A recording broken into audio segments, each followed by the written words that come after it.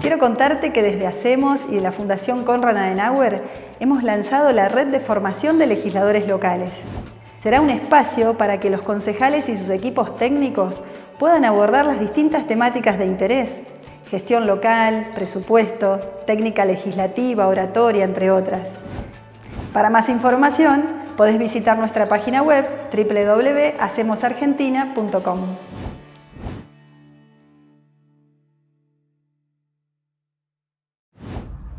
Hola, soy Martín Siracusa, soy economista, y en esta clase para la Fundación Hacemos vamos a pensar juntos cuáles son los 10 principios económicos fundamentales para entender el mundo en el que vivimos.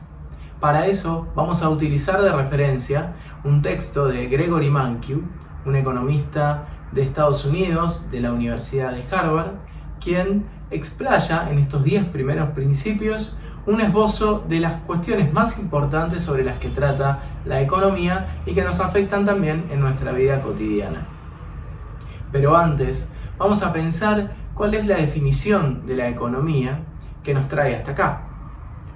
Alfred Marshall, un economista de finales del siglo XIX y principios del siglo XX, uno de los más importantes de la historia, planteó que la economía es el estudio de la humanidad. Fíjense qué importante ya hablar de humanidad, cómo ablanda la idea económica de la matemática y de las ecuaciones, que se parecía mucho más a la física. Es el estudio de la humanidad en sus negocios ordinarios, es decir, en el día a día, no solamente en lo que le pasaba a los reyes, lo que le pasaba a los gobiernos o a las grandes empresas, sino también las definiciones importantes para el estudio de las decisiones económicas pequeñas que todos los individuos tomamos cada día. Constantemente estamos tomando decisiones y por eso nuestro primer principio. Las personas enfrentan disyuntivas. El principio número 1 y más importante para entender la economía es que siempre estamos tomando decisiones. Constantemente nos enfrentamos a distintas posibilidades que tenemos que tratar de elegir la mejor opción. Un ejemplo muy interesante es el de la contaminación. Una ley, como puede suceder en los países desarrollados, en donde se pone un máximo aceptable de contaminación para una fábrica, puede generar enormes beneficios para la sociedad porque genera claramente menores niveles de contaminación. Pero por otro lado, también genera un costo extra para el empresario o para la empresa que va a tener que sostener. ¿Y cómo va a hacer? Bueno, o va a ganar menos plata como empresa, o va a reducir los salarios, o va a aumentar los precios de los productos que venden. De cualquiera de las tres maneras, la sociedad también se va a ver afectada y va a tener que pagar un costo. En general, este tipo de impuestos a la contaminación o de costos extras por contaminar, lo que permiten es tratar de generar un bienestar general y que se distribuya ese costo entre la mayor cantidad de personas posibles. Esto nos lleva a nuestro segundo principio. El costo de una cosa es aquello a lo que renunciamos para poder obtenerla. Fíjense qué importante es plantear la idea de costo no como algo monetario, sino como una renuncia. ¿Y a qué podemos renunciar más costoso que al tiempo? Tenía un profesor en la universidad que preguntaba: ¿cuál es el recurso más escaso? Y algunos contestaban, bueno, el dinero. Otros contestaban, no, es la naturaleza. Y él decía, no, están equivocados. El recurso más escaso es el tiempo. Porque el tiempo no podemos recuperarlo, porque el tiempo no podemos ir hacia atrás. Todo lo demás se puede arreglar, pero el tiempo es algo que no podemos manejar. Entonces, en esta idea de que el costo de cualquier cosa tiene que ver con la renuncia para obtenerlo, el tiempo juega un rol trascendental y nos da la idea de lo que se conoce como costos de oportunidad. Los costos de oportunidad son aquellos costos que estamos asumiendo por tomar una decisión, aunque no sean obvios. Por ejemplo, si nosotros tuviéramos que decidir entre estudiar en la universidad o no estudiar en la universidad, probablemente cuando nosotros hiciéramos los costos de estudiar en la universidad, lo que pondríamos sería que tenés un costo de la cuota de la universidad, si es que no es una universidad pública, en mi caso fui una universidad pública, pero bueno, podría ser el costo, la cuota de la universidad podría ser el costo de las fotocopias o de los libros, podría ser el costo de la tarjeta SUBE para el transporte y algún café que uno tomará entre clase y clase. Bueno, todos estos costos que uno puede organizar no son los únicos costos que tenemos cuando vamos a ir a estudiar a la universidad o a la escuela. Hay otros costos que son los costos de oportunidad, porque si nosotros en lugar de utilizar el tiempo para estudiar usáramos ese tiempo para trabajar, por ejemplo, o para jugar muy bien a la pelota, por ejemplo, entonces podríamos ganar plata y ese también es un costo posible.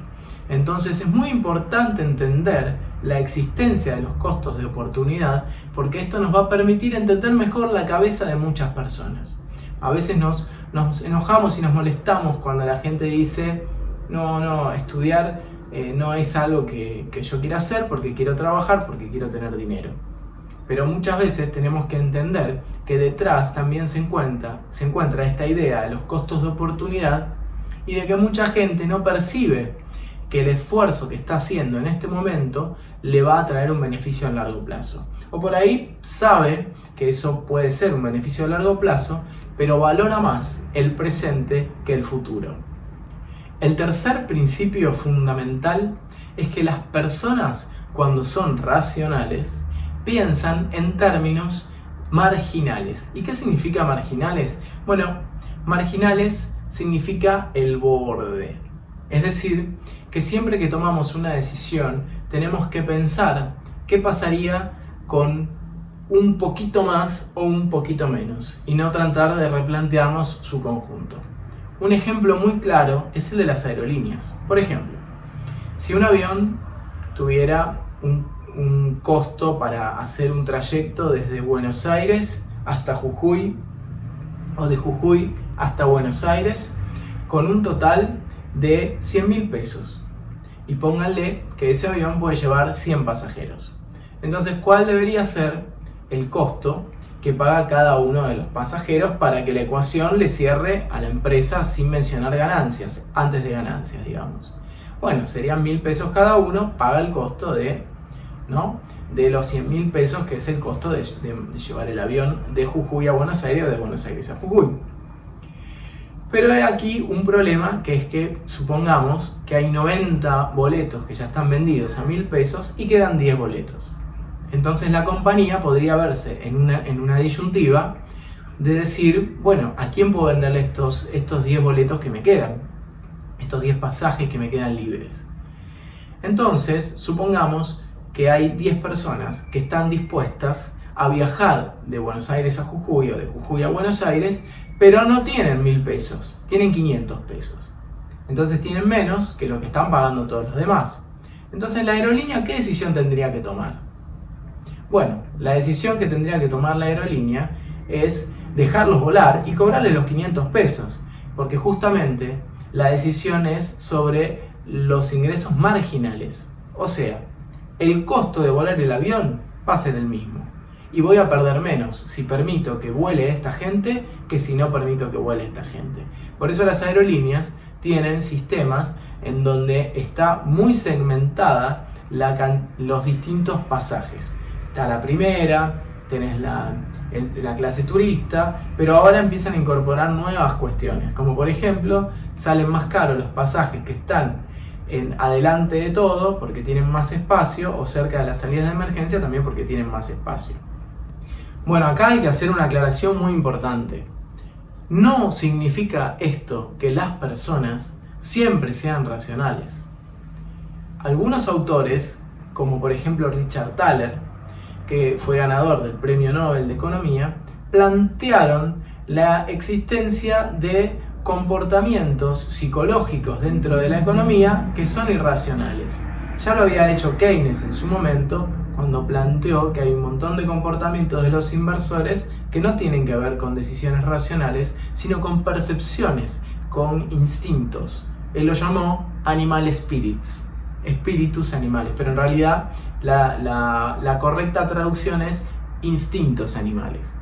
Entonces, Richard Thaler, por ejemplo, plantea que muchas veces las decisiones que tomamos no son racionales, económicamente racionales, y da una serie de ejemplos en experimentos sociales que son muy interesantes. Como por ejemplo, si yo les dijera que ustedes tienen la posibilidad de probar la vacuna contra el coronavirus, de ser voluntarios para probar la vacuna contra el coronavirus a cambio de dinero, pero que la vacuna tiene un riesgo mínimo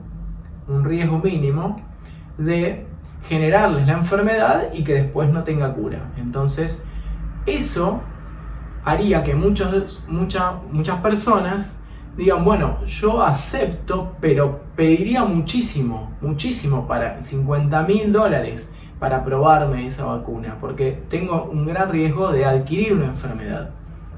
Por el otro lado, la misma cuenta, si una persona tuviera coronavirus y le dijeran, ¿cuánto estás dispuesto para pagar por esta medicación? Entonces, la cuenta ya sería muy distinta, porque probablemente diría, no necesariamente voy a pagar, porque la enfermedad no necesariamente me va a hacer daño. Entonces podría pagar un medicamento para bajar el riesgo de muerte por causa de la enfermedad, pero pagaría $1.000. Entonces uno dice, ¿cómo puede ser que yo quisiera, para asumir un riesgo, cobrar $50.000, pero si yo ya tengo el riesgo asumido, entonces para disminuirlo estoy dispuesto a pagar mucho menos?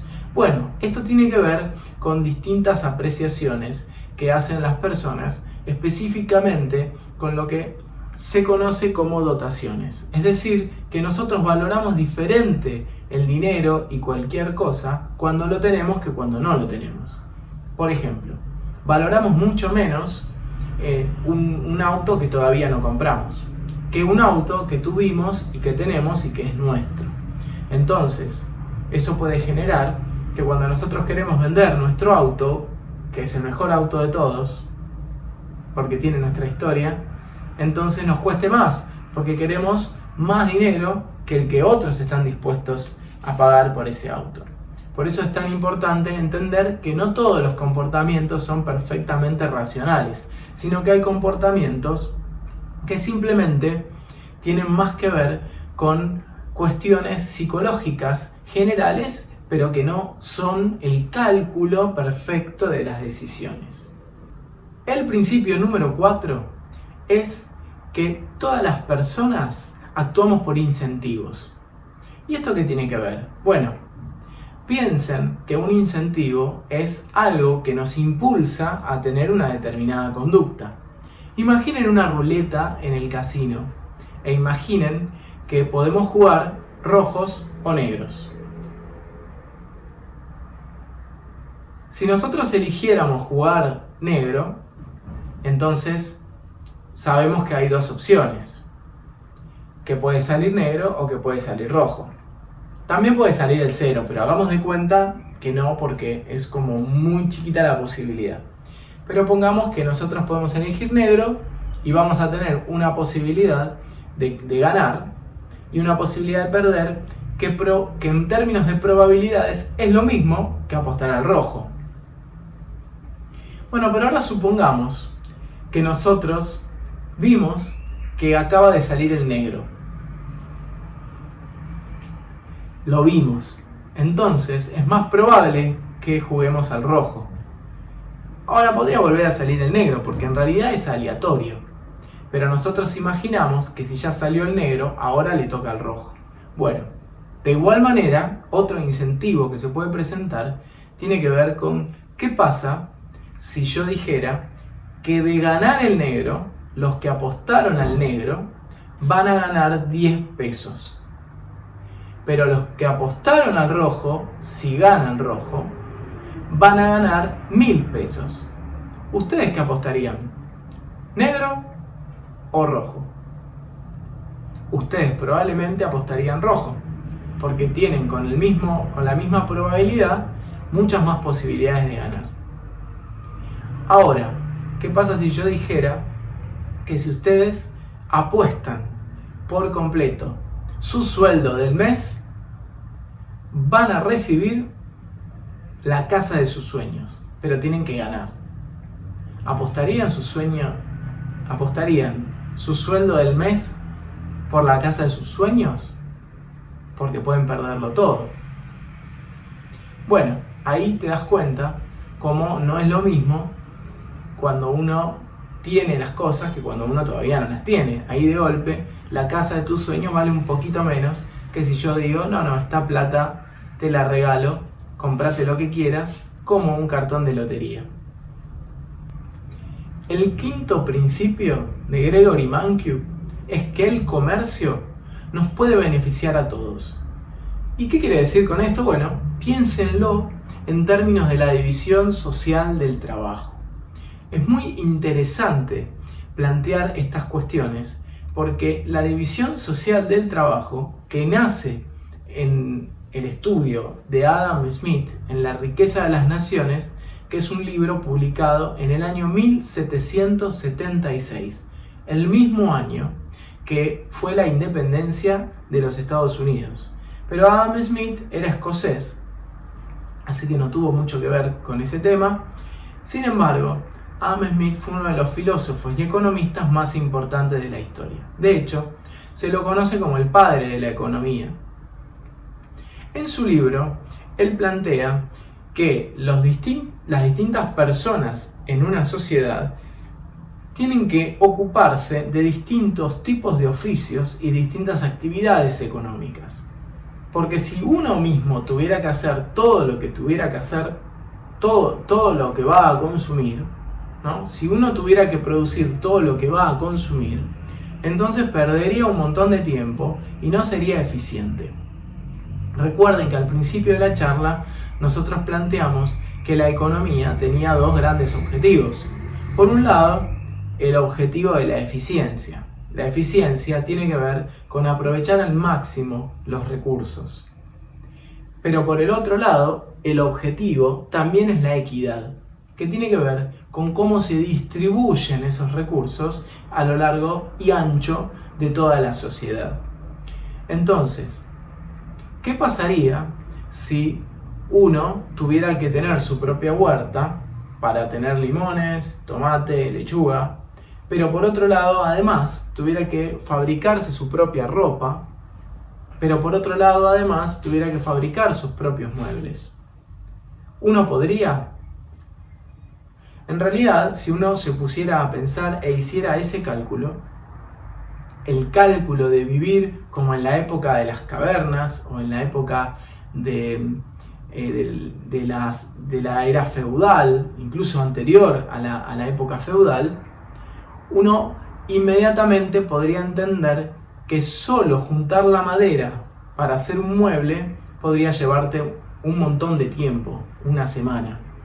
Y seguramente dedicarnos a juntar lo que necesitamos, ¿no? El algodón, por ejemplo, para hacer nuestra propia ropa sería muy complejo, y hacer un tejido prácticamente imposible, y generar una camisa de la calidad que nosotros utilizamos tampoco. Yo claramente no podría hacer una camisa, no puedo hacerlo ni con una tela y con 3 personas que me expliquen, pero bueno, eso ya van mis propias habilidades.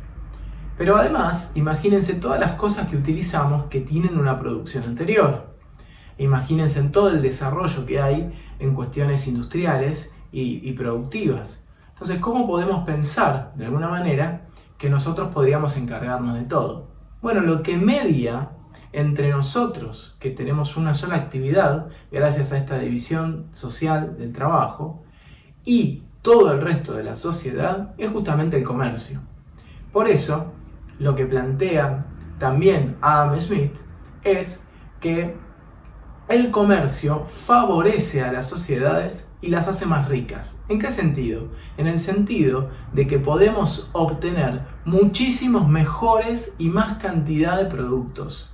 Si uno pensara que uno pudiera fabricar ropa de distintos tipos y de distintos colores y de distintas telas, nadie fabricaría eso solamente para una persona.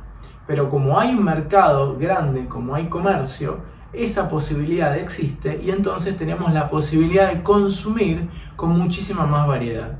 Y el consumo, como ustedes bien saben, a veces es negativo, pero a veces es muy positivo, porque también cuando compramos un libro, estamos consumiendo.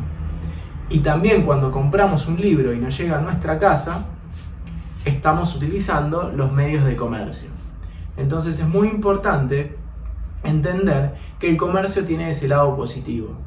Cuando hablamos de distintos países que compiten comercialmente, como en el caso de la guerra entre China y Estados Unidos, en realidad ninguno de los dos se ve perjudicado, sino que los dos pelean por una mejor posición en el mercado, pero ambos venían creciendo, aún a pesar de su guerra comercial.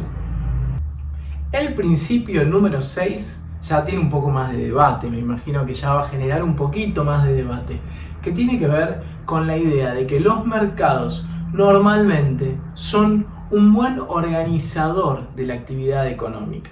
¿Qué quiere decir esto? Que si nosotros tomamos ejemplos en los que los estados trataron de generar planificación centralizada de la economía, diciendo quién tenía que producir, qué había que producir, cuánto había que producir y quién podía consumir esa producción, como fue el caso de la Unión Soviética.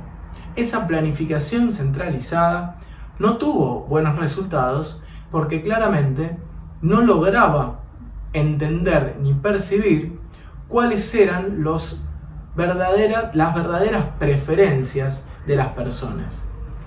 Todos nosotros tenemos preferencias y todos nosotros decidimos internamente si queremos una cosa o queremos la otra. Es decir, que esa primera idea que dijimos de la disyuntiva la estamos resolviendo constantemente y no necesariamente siempre la resolvemos de igual manera. A veces queremos comer una banana, a veces queremos comer una mandarina. Entonces, ¿cómo podría un ente centralizador adivinar los pensamientos de cada uno de nosotros? Eso es imposible. Pero ¿cómo puede lograrlo el mercado?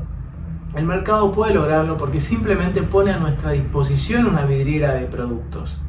Y nosotros somos los que decidimos cuál de ellos queremos comprar. Es más, nosotros pensamos en términos de canastas. Es decir, que no solamente pensamos si vamos a comprar una cosa o no la vamos a comprar, sino que pensamos en términos de combinación de todas las cosas que vamos a comprar. Es decir, ¿qué voy a hacer este mes?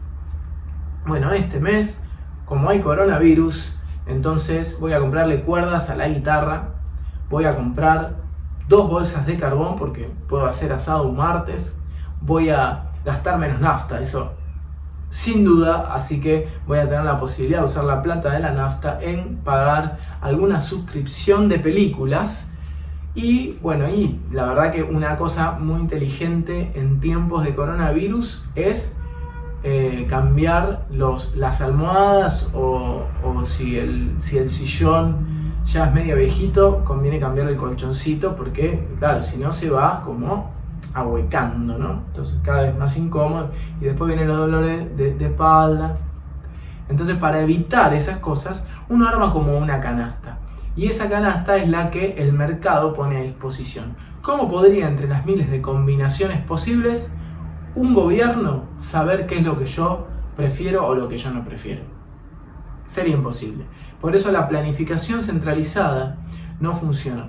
No funcionó en ninguna parte del mundo cuando se implementó. Eso no significa que los gobiernos no puedan participar en los mercados. Solo significa que los mercados por su cuenta, a través de la idea de la mano invisible, que la mano invisible también fue durante mucho tiempo mal entendida y mal comprendida.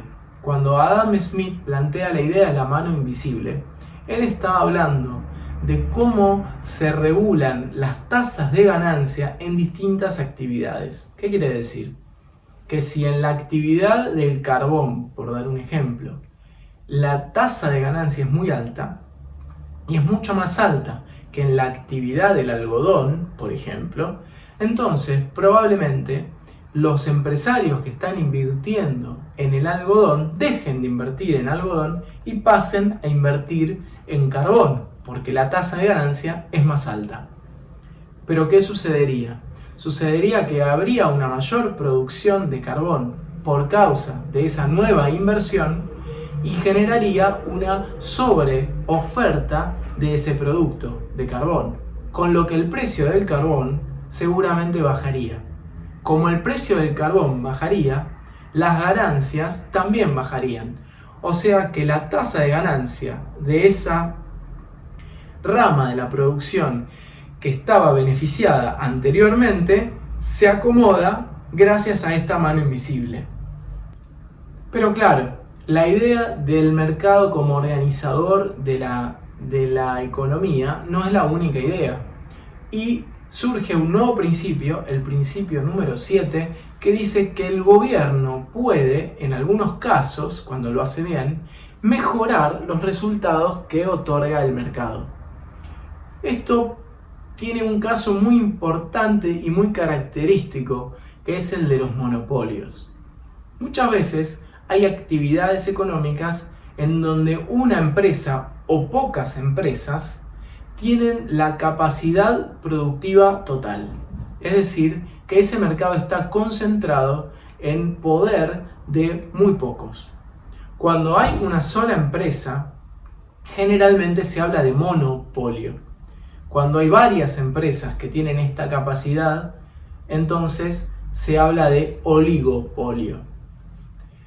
También podría darse el caso en donde hayan monopsonios u oligopsonios, que son los casos en donde lo que está concentrado en lugar de ser la oferta es la demanda. Hay distribuidoras de medicamentos que son lo suficientemente grandes como para manejar la compra de todos los medicamentos que después se venden en farmacias.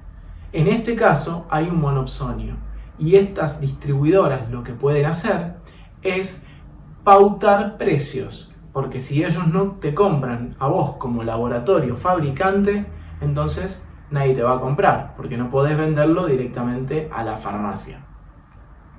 Excepto en el caso de Pharmacity, que fue un caso muy conocido porque Pharmacity quería comprar directamente a los laboratorios. Y esto generó una guerra comercial que fue saldada luego porque el Estado reguló ese mercado. Y en ese caso, la regulación del mercado por parte del Estado fue positiva. Hay otros casos en donde claramente hay un monopolio, que es cuando se dan los llamados monopolios naturales. ¿Qué quiere decir esto? Son aquellos lugares en donde es lógico que haya una sola empresa que da un servicio. Por ejemplo, el gas. El gas natural no tiene lógica que pasen caños de distintas empresas para que uno elija qué gas prefiere. Por eso el Estado lo que hace es regular zonas y de esta manera las empresas que tienen la concesión de esa zona tienen que ser eficientes y tienen que cumplir con una regulación y un control de parte del Estado. De otra manera sería muy complejo que haya distintas empresas que se ocupen de cada zona, y solo tendríamos una muy grande que no sería regulada y tendría demasiado poder porque manejaría toda la distribución de gas de nuestro país, y estratégicamente eso no nos conviene como sociedad tampoco.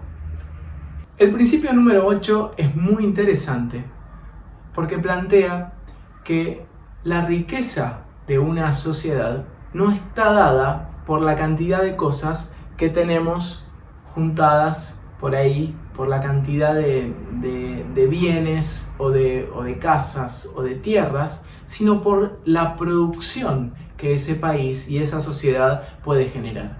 Es decir, que el nivel de vida de un país depende de la capacidad que tenga para producir.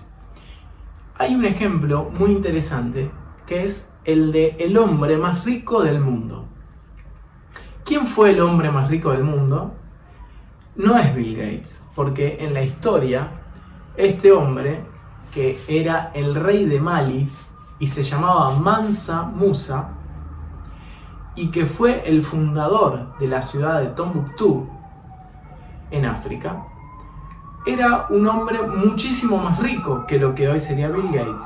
Si uno toma en cuenta la plata, el oro que tenía el rey de Mali en ese momento, que era el país, en la ciudad, el reino, mejor dicho, que tenía casi toda la producción de oro del mundo en sus minas, tenía todas las reservas de oro del mundo, o la mayoría, entonces uno tendría que pensar que tenía ese rey 5 veces más la fortuna que hoy tiene Bill Gates, que es uno de los hombres más millonarios del mundo. Pero entonces el rey de Mali decidió que junto a miles de sirvientes que tenía, iba a hacer un viaje hacia la Meca. Cuando iba de ciudad en ciudad, por supuesto en una caravana por tierra, porque en esa época hablamos de los años 1300, no había aviones, obviamente, entonces tuvo que hacer una gran caravana. Cada vez que paraban en un lugar a acampar, construían una mezquita para que el rey pudiera rezar. Fíjense qué cantidad de dinero y qué cantidad de poder tenía este rey. Ahora, claro, ¿qué sucede? Cuando cumplió 40 años, ya viejo para la época, y cuando empezó a perder la vista, no tenía posibilidad de comprarse unos anteojos porque simplemente no estaban inventados. Y tampoco podría haberse dado una vacuna para evitar alguna enfermedad, porque no existían las vacunas. Y tampoco podría haberse tomado un avión para hacer en 2 horas un viaje que le costó meses. Entonces, este cuento, que no es un cuento inventado, sino que es una historia real, lo que nos muestra es cómo las sociedades hoy, gracias al nivel de productividad que tienen, cualquier persona de clase más o menos media, de ingresos medios, es más rica que el hombre más rico del mundo si viviera en el año 1300. ¿Por qué?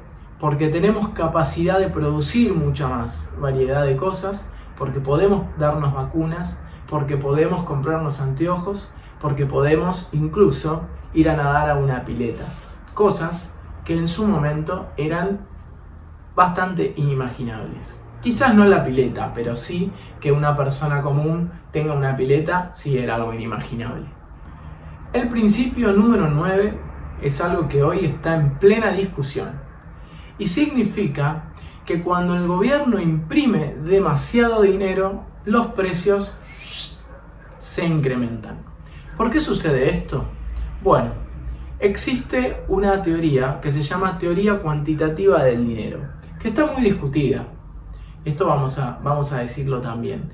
Pero básicamente esta teoría lo que explica es que cuando hay más cantidad de dinero que imprime el gobierno, ese dinero tiene que ir a algún lado. Y si no genera, digamos, mayor producción y tampoco ese dinero da más vueltas alrededor de la economía, entonces lo que queda es que ese dinero pase a aumentar los precios. Esta ecuación se resume en que la oferta de dinero, la cantidad de plata en la economía, multiplicada por la velocidad de rotación del dinero, tiene que ser igual a los precios de la economía multiplicada por la cantidad de productos que hay en la economía. Básicamente, lo que dice esta ecuación es que siempre que el Estado emita dinero, ese dinero podría ir a una mayor producción o, si no, va a ir a los precios. Eso es un tema bastante en discusión hoy en día, particularmente porque si bien es cierto que la emisión monetaria genera inflación, también es cierto que en países como la Argentina, la emisión monetaria no es la única causa de la inflación. Entonces, constantemente vemos que aun cuando vos haces el experimento de reducir la emisión monetaria, tenés otros factores que pueden generar inflación, como por ejemplo el aumento del dólar. Además, no toda emisión monetaria es inflacionaria, porque puede existir que cuando vos tenés demasiada emisión monetaria, pero esa plata queda guardada en los bancos, eso prácticamente no llegó a la calle. Entonces lo que sucedió es que esa plata no tiene rotación, entonces se compensa y no necesariamente aumenta los precios. Pero también podría suceder que una economía que crece necesita más dinero para hacer más transacciones, porque hay más crecimiento. Entonces también hay una parte de la emisión monetaria que no genera inflación, porque lo que viene a hacer es a compensar ese crecimiento de la economía. O sea que la inflación es un tema bastante complejo, que no solamente tiene un componente monetario, aunque sí, por supuesto, que es un fenómeno que está relacionado a la moneda, porque la inflación no es otra cosa que la pérdida de valor de la moneda. También es cierto que la inflación tiene otros componentes, los impuestos, el dólar, que lo afectan. Y hay un componente muy importante que es la productividad. Una economía que tiene mayor productividad, es decir, que puede producir en el mismo tiempo más cosas, es más eficiente, entonces también tiene menores presiones a aumentar sus precios. ¿Por qué? Porque tiene menores costos. Entonces, siempre que se piensa en la cuestión de la inflación, hay que distinguir entre las cuestiones de más corto plazo y las cuestiones más estructurales. La escuela estructuralista, especialmente Prebisch, plantearon que hay una especie de inflación estructural en los países latinoamericanos porque se debe a que justamente hay una inflexibilidad a disminuir los precios. O sea, que cuando los precios suben, está todo bien, pero cuando deberían bajar, nunca bajan. Entonces, siempre el promedio va subiendo, va para arriba. Y como la inflación, en el fondo, es un promedio del aumento de los precios de distintos productos, eso hace que siempre haya una inflación de base. Por eso, la escuela estructuralista plantea esta idea de que, así como en los países desarrollados, muchas veces el problema es la deflación, es decir, que bajan los precios, en los países latinoamericanos creo que no recordamos un momento en donde los precios bajen y eso fuera un problema. Y llegamos al último principio de la economía, el principio número 10. Este principio número 10 lo que nos dice es que la economía es cíclica, sube y baja, y por eso constantemente hay una disyuntiva, una disyuntiva entre la inflación y el desempleo. ¿Qué quiere decir esto?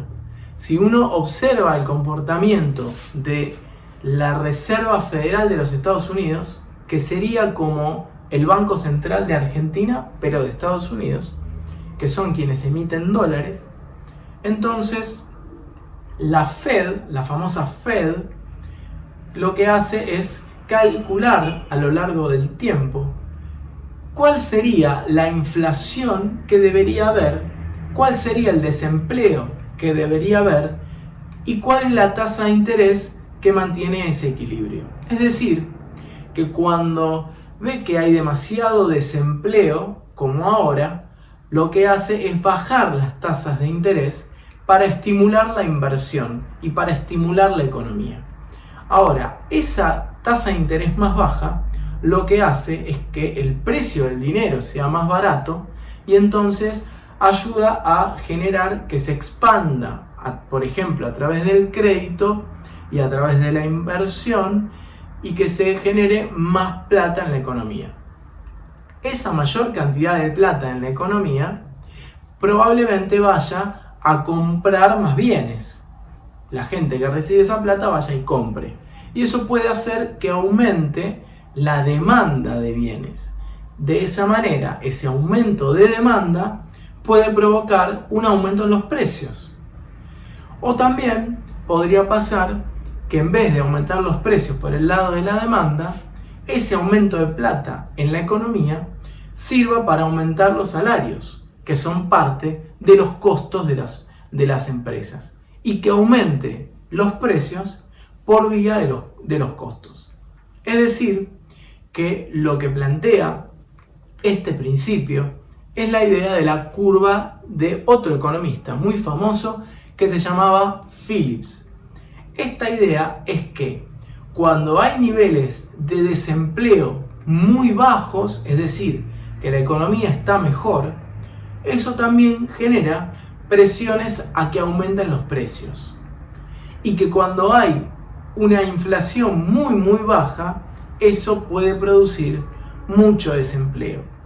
Entonces que hay que moverse en el equilibrio. Claro, todas estas teorías sirven muy bien para países desarrollados. Cuando nos vamos a la Argentina, vamos a encontrarnos largos periodos de tiempo en donde tenemos inflación y también tenemos niveles de desempleo. ¿Cómo se llama esto? Estanflación, porque es un estancamiento con inflación. Un invento bien latinoamericano. Bueno, espero que esta clase les haya servido. Quedo a disposición para cualquiera de sus preguntas y quiero mandarles un saludo a todos y ojalá que estos principios de la economía nos sirvan para entender mejor las decisiones que tomamos todos los días, especialmente para mejorarle la vida a la gente en políticas públicas. Así que bueno, muchas gracias y hasta luego.